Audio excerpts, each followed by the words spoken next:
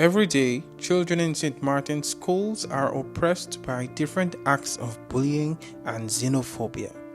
While parents, teachers, and community leaders struggle to mitigate these aggressive behaviors and deal with its effects, Kenny Faustin shares his experience in how he overcame aggressive discrimination for having Haitian origins and details his ongoing fight against bullying.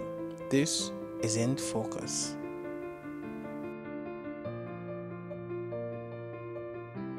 Kenny, Nice to meet you, Quinel. nice to meet you again too. Tell me something. If someone walked up to you and said, I've seen you around, but I don't know who you are, and you're supposed to explain yourself and introduce yourself to that person, where would you start? How would you do it?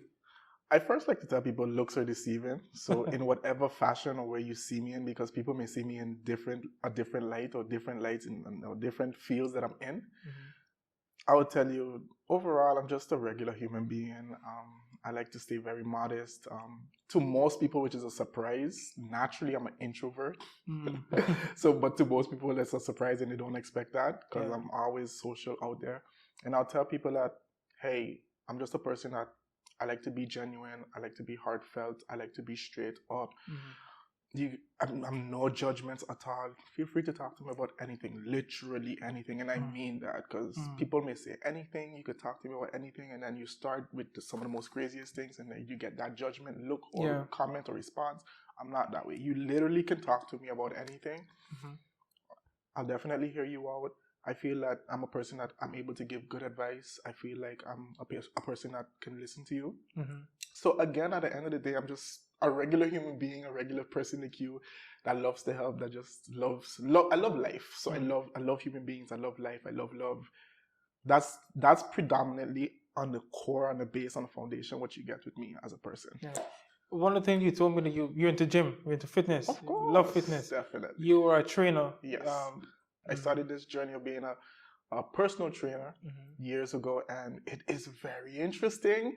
It has made me realize that it has given me a greater appreciation to what teachers have to go through in a classroom dealing with a whole group of children, as opposed to me having to deal with one adult, and it's like they can act like children. They can act like children.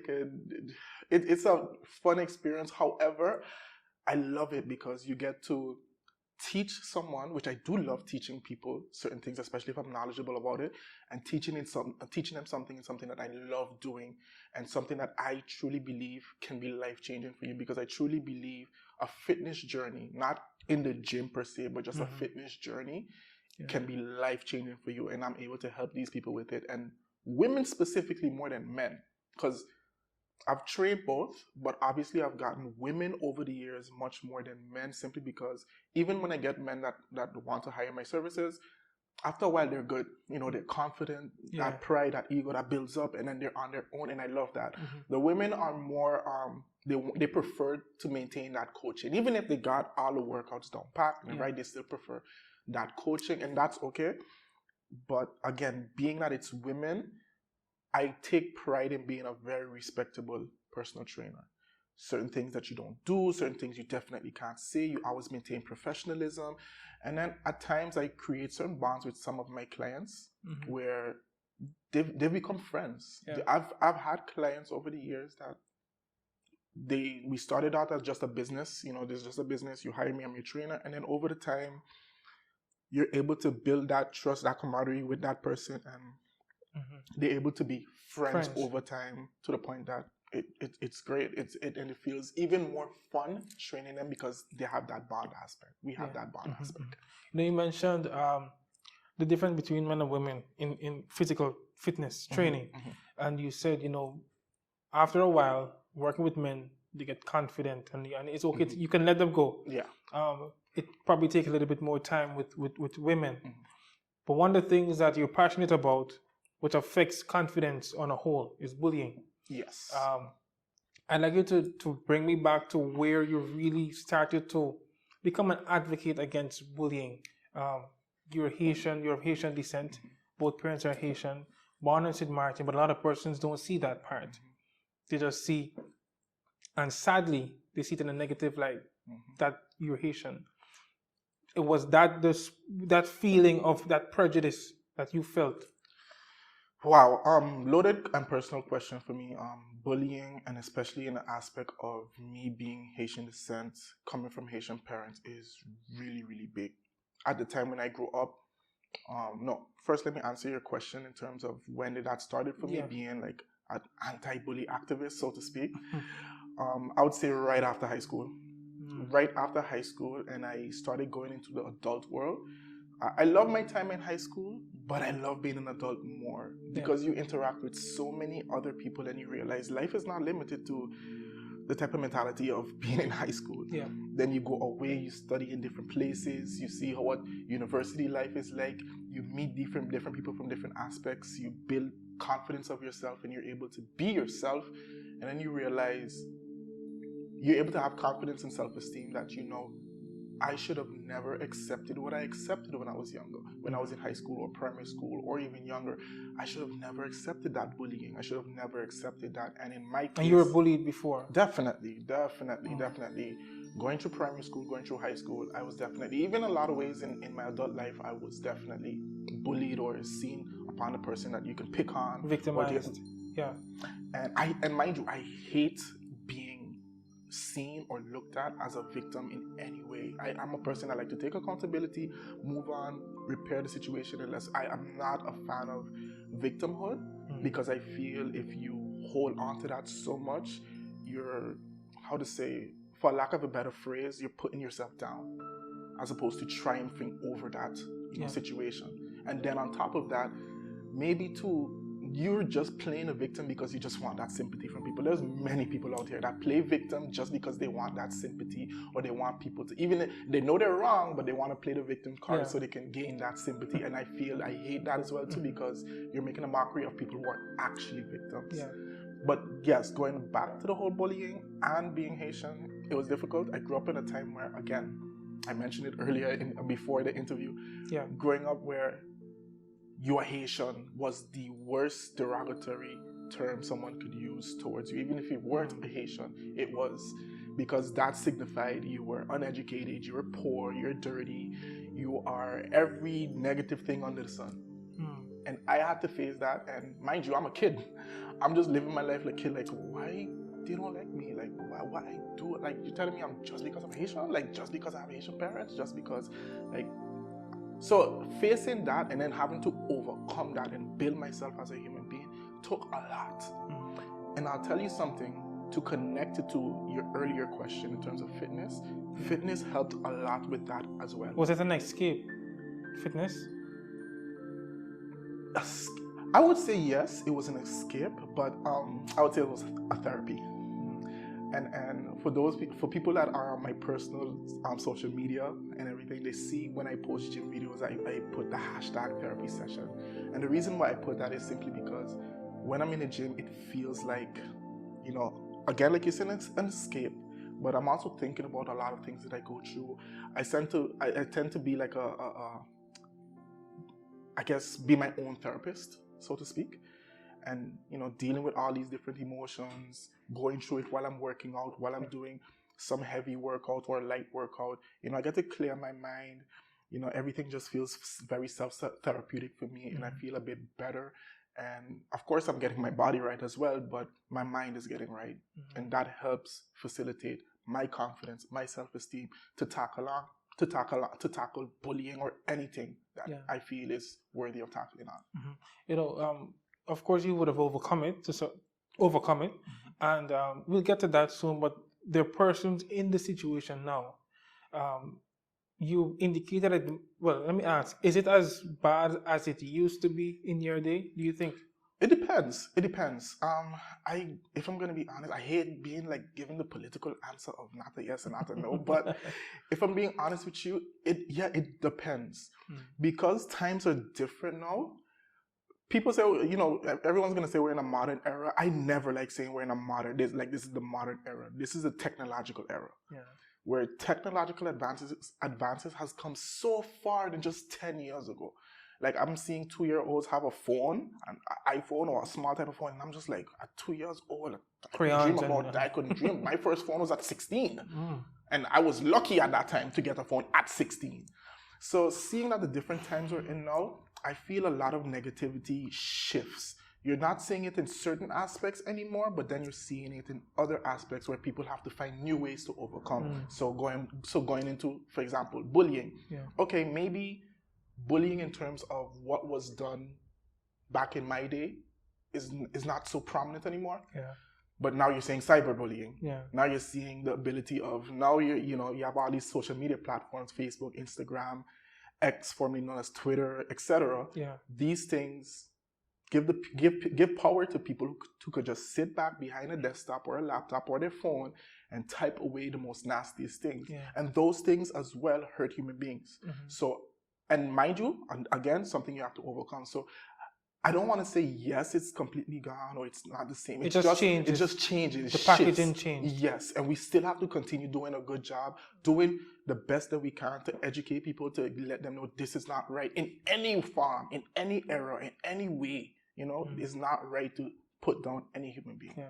Now you're in the educational system, and you're not the teacher. School administrator. What have you seen? Because having direct access to students, the life of a student, the day-to-day, the social life, and you would have seen how bullying would have impacted them. What are some of the things that you see? And if they come to you and they share things with you, or you just observe things, you probably had to step in certain situations and say, hey, don't say that, don't do that. What are some of the things that are going on within our schools? This is going to be very sad to say, but some things in my day I still see now. That whole, the prejudices of Haitians, and those things I believe still exist, but they're not as prominent and overt as when I was growing up, in my opinion. However, an example I gave earlier, I'm going to give it again, is that I saw during the COVID time, a lot of the Chinese students in our school were being bullied. And there was talks of, yes, don't go next to the Chinese person, they have COVID. And recess time, I'm hearing kids say some nasty things, talking behind the backs of China. And that I did not like, that I see going on. You still see different, maybe the popular group, they get together and they're, so to speak, the hierarchy of all these kids and everything, and they do some of the bullying of the kids not in that hierarchy to their own little kid system. And you're seeing those type of things as well too, and those add on to the problems that we face, because it shouldn't be any hierarchy. You're kids. Everyone should get along together. Everyone should be good. Everyone should. But you're still seeing some of these same situations and same problems again. And in my opinion, it always has to go back in how we teach and how we educate our children to not just what they learn, the mathematics and the English, but their morals, their ethics. What good are you putting in that child so that child could put good to other children and the rest of the world? And that I feel it's one part of the solution, what we could do. But again, it's just things I still see today as a school administrator, dealing with students, dealing with parents, dealing with teachers. I still see that. Yeah. And the bullying has a lot of impacts, a lot of effects. A lot of runoffs from bullying. One of them, mental illness. And this is something that you're also very passionate about. You want to champion against and provide solutions towards, curbing mental illness and helping persons cope with it. People still underrate the impact of mental illness on people and within our society. How do we address it? I'll correct you and give an emphasis on an adjective to your word. People greatly underestimate how mental illness impacts children, impacts kids. And honestly, I'm sick and tired of it. I remember growing up, maybe teenage days, you would get a lot of adults saying, they're just children, they don't know what they're doing or whatever the case is, they don't know nothing, just leave them be, they'll get over it, whatever the case is. In my opinion, I don't think that's the answer. Again, we're all human beings, regardless of what age you're at. We all go through different traumas in life. We all go through different things that affect us in any way, good and bad. Kids who are more susceptible to these feelings, who don't have the maturity yet to control and deal with these, are more susceptible to these type of things. So for me, I am seeing that a lot of problems they're facing are turning into mental issues that they have over the years, and it just gets swept under the rug. Especially in the Caribbean, we don't have the best track record, so to speak, as opposed to big countries and big continents around the world in terms of dealing with mental health. but we need to tackle that on more, simply because, look, there's a lot of children out here that have these mental problems, and here's the messed up part of it, and this is worst case scenario. They feel they're not loved, they feel they're not listened to, they feel that no one's going to help them, they feel that there's no solution, and then they start to think of the worst. They feel like, why am I living? Why do I have a life?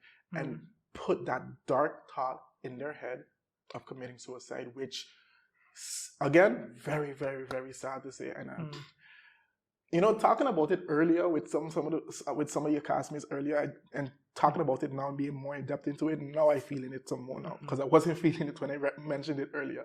However, seeing that children are actively trying to commit suicide, some successfully accomplish it, it's heartbreaking. It's really, really heartbreaking. These are kids. So what happens to everyone who said, oh, these children, they don't know any better, they're gonna be fine, what happens when you dismiss what they're going through, and then that's the result? How do you look at yourself as an adult? How do you think? How do you, we as adults in this community, we have to prioritize looking at our youth. Anybody that knows me knows that I prioritize, I speak at the top of my lungs when it comes to our youth. Our youth, we need to invest in them. We need to educate them. We need to inspire them. We need to get them on a path where they feel accepted, they feel loved, and then guess what? They can end up growing up and being mature, properly functioning human beings, as opposed to maybe harboring some trauma in their lives that might affect them in a relationship, might affect them with friends, might affect them on the job. I know people currently today that are dealing with mental issues, and of course they're not looking to go to turning point or whatever the case is, but they have these mental issues, and it stems from when they were kids.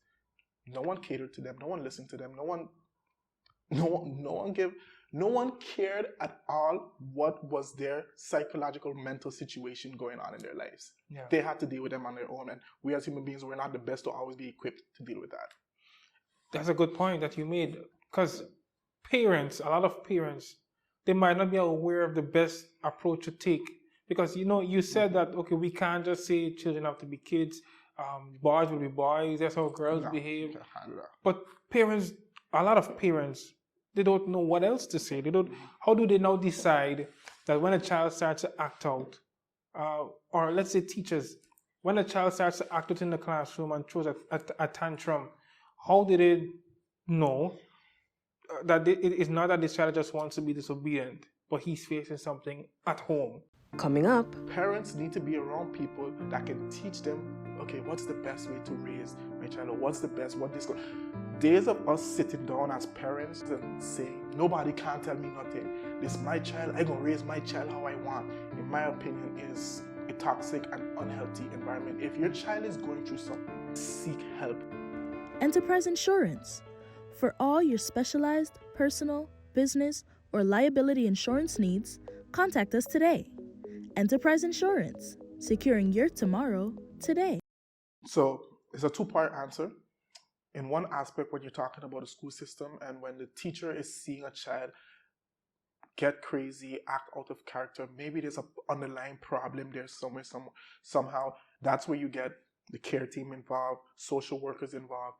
And I'm a huge proponent of our social workers on Sint Maarten, which we don't have enough of, but our social workers on Sint Maarten to come in and help with that situation, to find out what's going on in the home and in their personal life. Now, second part answer, in terms of the parents. What I'm going to say, I am sure, I feel maybe some parents might not like it, but I'd say this. I have no kids yet. I'm 32. I was in a situation where someone found that out and said, what? What's wrong with him? How come he don't have kids yet?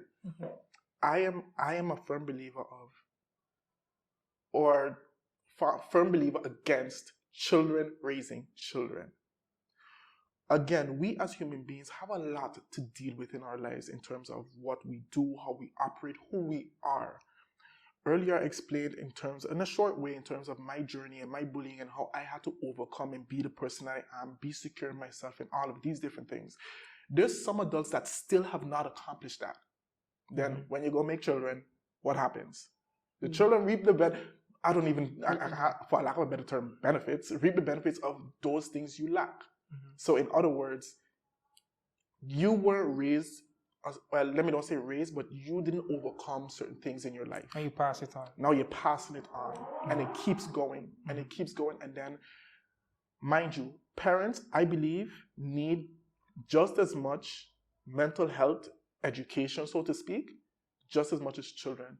Because the same way how children need somebody to be around for them, see that guidance to help raise them, parents need to be around people that can teach them, okay, what's the best way to raise my child? Or what's the best, days of us sitting down as parents or mother and fathers and saying, nobody can't tell me nothing. This is my child, I'm going to raise my child how I want, in my opinion, is a toxic and unhealthy environment. If your child is going through something, if your child has a situation where they're depressed, if your child is like me and has a learning disability, and my parents did not know how to deal with my learning disability. I was diagnosed being dyslexic at 12 years old, and I was diagnosed in the States.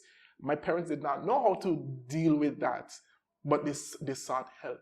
And I feel that's what parents need to do. We need to seek help. We need to come together and understand. You know, one thing I like to say is the old school, there's a lot of old school and new school in every era of the battling. But I like to take I like the good in the old school, bring it to the new school. Yeah. Remember that saying, it takes a village to raise a child? Yeah. That's something from the old school that would be great today. But the village mindset doesn't exist anymore. Sadly, no. So how do we have to go around that? Do people have, well, no, let me not say that it doesn't exist. I think it exists in much minor spaces. So the village, it wants you to be a very big community, but it's probably much smaller now. I would agree. Because for various reasons, which I don't think I'm sure of all of them, persons are starting to close off certain people from access to who they are and their business, so to say. How do people, especially parents, because when it comes to fixing these challenges, parents sit at the center of it all, because most times the child or the young person is too young to make their own decisions. Probably under 18, seeing the parental consent. The parent, in other cases, need to make their own decisions and seeking help to raise a child better. What if people don't want help? Are we at a stopgap? Do we just give up and say, okay, of course not. This person doesn't want help. Where do we go? Of course not. Look, yes, we do have situations where we have parents that, for some reason, they want to maintain that privacy. They don't want anybody in their business, so they have problems. They don't know how to deal with it, and they don't want to seek help. I feel as a community here in Sint Maarten, I feel we need to have certain situations, whether it's institutions, whatever you want to call it, certain things in place where we can go out and ask for help and do as much as we can. The answer is never to give up. Even if the person doesn't want to reveal anything, you still have to try as much as possible. If they don't want to come to you, we as a community can find a way, hey, we're going to go to you. And that, I feel, is one of the answers, at least something that can help. Because at the end of the day, the only way we truly fail is if we sit down and we say, you know what, we're not going to do anything about it. Yeah. And it's my firm belief that you're always supposed to try. I'll give you a synopsis when it comes to, I'll give you an analogy when it comes to that. In terms of life, yeah, we have Christians here on the island. Christians trying their best to live a Christian life, but they might fail. They might have a situation, they commit a sin, whatever the case may be, but they're still trying. Yeah. Even if they feel or they don't ever reach that pinnacle of Christian perfectionist, whatever that may look like, they're still going to try and achieve it. If you are married and you feel that you are not living up to par with for your significant other, you truly love your significant other, you're going to try and try and try. Maybe you might not reach the pinnacle of what your significant other would love and want from you, but you're always going to continue trying, getting better. So I use those analogies just to pretty much say that's how it should be in all aspects, including this as well too. If we have a situation where parents don't know how it is when it comes to raising their child and they want to stay private, we as a community need to get after them and try and try and try and try. Maybe find different creative ways. Bring another family member that maybe they confide in to see if we could have that person talk to them. Whatever ideas or whatever creative ways come up with, we can do. But I feel that those are the things of the answers. Those are the answers and part of solutions what can help the parent and the child. The whole family. Do we have the solutions readily available on our island to address this issue? Do we have the solutions readily available? If I'm going to be honest, I can't say yes. I can't give a solid, hard yes. I can say that we're definitely working on it. I can say that I believe that it has been addressed, and case by case, some situations do get better. But if we're talking about an overall general sense, I don't believe we have the tools for it yet. But, and just to look more on the positive side now, I believe we have the will. And for me, that's probably more important. Because in life, even if you don't have the tools to do something, if you have the will, it's going to be better.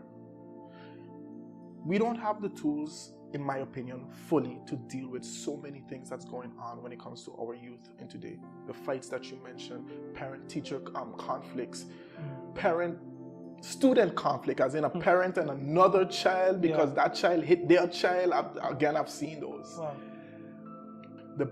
One of the best things we could do right now is recognize what are some of these problems are and have the will to say, you know what, we're going to do something and tackle it. And then eventually, bit by bit by bit, whether it's case per case, we eventually develop the tools of what can actually work to prevent all of these situations. And hopefully in the near future, decrease in fights among schools, decrease in parent-teacher altercations and parent-student altercations or teacher-student altercations. Whatever negativity, whatever altercations, whatever troubles and tribulations we face when it comes to our youth and the education system, hopefully in the next few years, because of the will that we want to see better, hopefully it decreases. You're stressing will. We need to have the will to do it. You exercise the will to change, the will to become bigger than your circumstance. Speak to somebody who's in the situation that you once were in. How do you help them to overcome their situation? Don't be afraid to speak out and ask for help. Don't be afraid to speak out and ask for help, no matter who it is. Talk to someone and find people around you that can help facilitate positive growth and positive behaviors around you. One thing that definitely I can say, going through it in the moment, is that I'm lucky and blessed. I should say blessed, actually, that you're able to have some people around you that can feed life into you, positiveness into you, where you're feeling, okay, maybe I don't want to give up. And I would say, again, don't be afraid to speak to someone. If you know something is going on in your life in terms of bullying and you don't like that, find somebody to speak to, no matter who it is. Matter of fact, speak to anybody you can until someone listens. That's, in my opinion, you will find someone that's going to hear you. You will find someone that's going to look to help you. If you're dealing with something and this bullying and it's outside of your control and it's doing a great detriment to who you are as a child, in my opinion, speak to people. Find someone you could talk to. Don't keep it in. That is what's going to harm you. Keeping it in, holding it in, not letting it out, not trying to find an ear to hear your frustration that you're voicing. Even if they can't do anything. One thing I've learned is it's a great feeling to just vent and let things out. Even if someone can't help you at all. Yeah. But it's a great feeling to let it out. You let out all of that tension and negativity. Not on social media. Of course not. Definitely not on social media. No Twitter fingers, no typing, no going crazy. Again, just have a one-on-one person with you and have that conversation. The moment you keep it in is the moment you... Self-destruct. Yes, self-destruct. So that would be my advice to them. Is one or two person that you would have spoken to? Was this a family member? Was this a best friend? Was this a gym buddy? Who was this person? I would say throughout my life, I've had some of my closest friends. I'm godfathers to his sons. Celio, He's definitely a good friend of mine. I'll say this, and I'll say this. This is me in high school. In high school, there were these two guys that I think when I was in third form, I met them when I was in third form. Dion and Venix, they were really close, you know. They're like, you see one, you see the other. And I always admired their friendship. And I used to like, okay, that's really cool. And they're really, really cool guys. There were times where I was being bullied, and those two guys, in whatever way they did, came to my rescue. Yeah. I never forgot that. I see them on the road all the time. I hail them up. We don't talk about those type of things, but I hail them up. And I don't even know if they remember or if they know I remember, but I never forgot it. And they have helped me through, you know, those type of situations in real times, and then kind of bring me along in their fold of, you know, friendship and everything. That definitely helped. So people like those, and you could find people like, because they weren't my closest friends in high school, and they're not my closest friends now, but they definitely were people that I could have seek some sort of safety in terms of if I was going to be bullied by other people, so to speak. So I definitely thank them for that. I'm a grown man now. That was years ago, and they have no clue. So if they're watching this, they learn something. But again, I look at people like that. I look at people like a close friend of mine, Celio, as well too, who I could confide in and I could say deep things to, and they would understand, and they would kind of give me advice and ask me what's the best route to take and how not to deal with this, and don't take on this negative energy. I've had a lady recently that I've bonded with. She's a social worker as well too. I think her name I'm not going to say, but I've bonded with her, and she has become someone that when I'm going through something, I send her a quick text and tell her what I'm dealing with and what I'm going through. You know, and she gives me some good advice. She gives me comfort. Sometimes I text her to not even give me advice. Sometimes I just text her because I just want to get it out. I'll give you an example. Although I say the Haitian thing is is prominent then, there was someone that saw me and she's like, okay, this young man seems nice and everything. You know, she got to know me. Everything about me was great for her until she found out I was Haitian. Wow. I had a weak moment, and I called that same friend, the social worker, and I told her, and I was just venting with her on the phone, talking to her about it, and I knew everything, all the responses and the good advice she gave me, I knew all those things she was telling me. But I think in that moment, I just needed to just let out the negative energy, which is what I was saying earlier, just to let out the negative energy. And it's always good to have a listening ear when someone does that, you know. I myself, I'm that listening ear to a lot of people, a lot of my friends and family members. I love being that listening ear to them because I know how it is on the other side. Yeah. So, well, you're here now. What is the mindset? What is this mental space like right now, today? My mental space right now, I would say, is very peaceful. Very I'm very positive in my outlook in life. I have a friend of mine who tells me I'm too optimistic and I need to be a bit more realistic. She might have a point at times, but that's me now. In this stage of my life and what I'm trying to accomplish for myself, for a greater good for my island, I'm trying my best to just accomplish me. Trying to be a better person, be a better brother, be a better friend, be a better person for my community. And I will admit I am not perfect at all. So in my mind, there's like no one is more hard and guilty and like place significant guilt on me than my own self. When something doesn't go the way it should go and I know I'm the one to blame for that and I didn't put my best foot forward, my guilt does not let me sleep. So for me, I always try to focus on remaining positive, remaining optimistic, remaining like, nah, it's gonna work out. I've been through harder times. That's my mindset, that's where I'm at, and that's the energy I try to keep and put out in almost anything I do. And in this case, what I'm doing right now in the season that we're in. Yeah. Well, Kelly, we keep on looking at you, keep on looking at your progress, looking at your work in the community, and hope that you continue to grow and develop as a person. Thank you so much. Thank you so much. Appreciate it, man. Take care.